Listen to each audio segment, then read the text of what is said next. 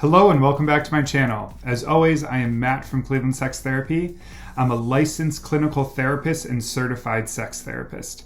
Today, I thought I would talk to you about 5 questions that I get asked by all of my clients. So without further ado, let's dive on in.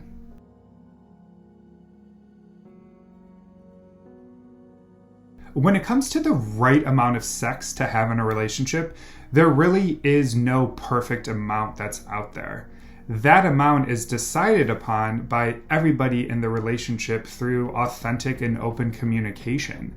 Research shows that those couples who have sex at least once a week report higher levels of happiness compared to those who have sex less than one time a week. But that research also shows that those who have sex more than once a week don't report any higher levels of satisfaction. So what that tells you is frequency really isn't the right factor to look at. What we really want to look at is quality of connection. Remember, all relationships are dynamic, and over time, you are going to see a decline in intimacy and frequency of sexual interactions. If this happens, just sit your partner down and have an open conversation about the importance of sex for you and in the relationship.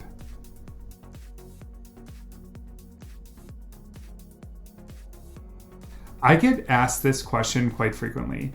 Most people are worried that their partners are going to reject them or shame them or just not share a similar fantasy as they do. However, sharing fantasies in a relationship is such a phenomenal way of creating and building trust, honesty, and intimacy in your partnership. So here are a few quick steps to follow.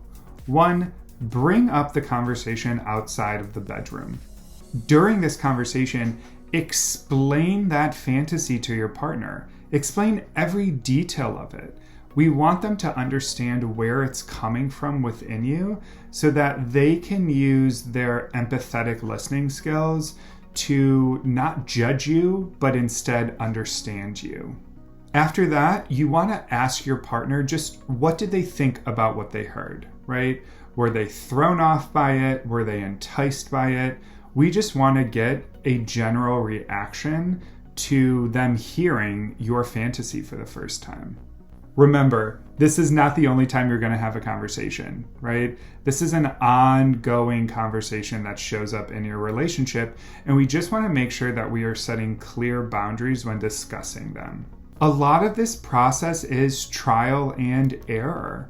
We just want to make sure that our partners are invested and willing to engage with the experience. There is nothing wrong with you for wanting to try and mix things up and engage in something new and novel in your intimate relationship with your partner.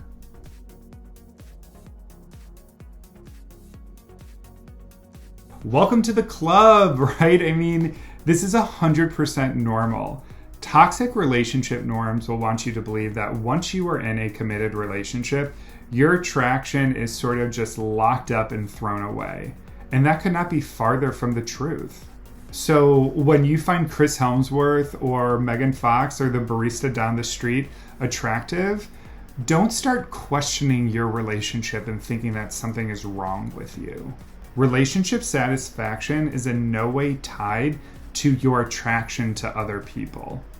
Relationship satisfaction is, though, tied to your ability to communicate about what is happening within your relationship. You are attracted to other people because you have eyes and the ability to see. But all joking aside, you are a complex person, and attraction is made up of a multitude of different sensations. But if you are really concerned about why you are attracted to other people, then look internally and start doing some reflection. Are you missing something in your primary relationship? Or is it just because the person that you find attractive has sexy blue eyes? I don't know. That's for you to figure out.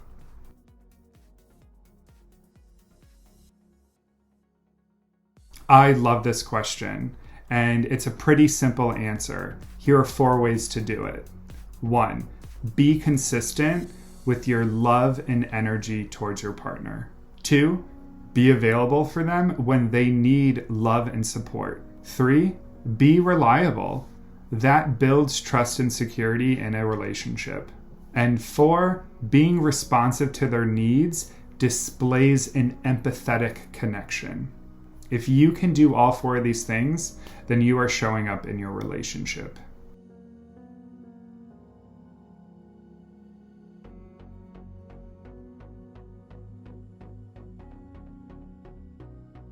First, I am so sorry that you feel that way. We live in a culture that really shames people's genitals for not looking a certain way. We base normal off of really toxic beauty standards and toxic gender norms. And we use this normal to define us, and it creates a lot of flawed expectations. There is no such thing as a bad sex organ. If you are feeling this way, then I want you to look at the content that you are putting into your lives and the people that you're listening to. Is it sex positive? Is it body accepting? If not, we may want to change that. Find other resources like myself that will sit here and tell you that your body is absolutely beautiful, no matter what way, shape, or form that it is. But first, consider how powerful it may be to reclaim it for your sexual self.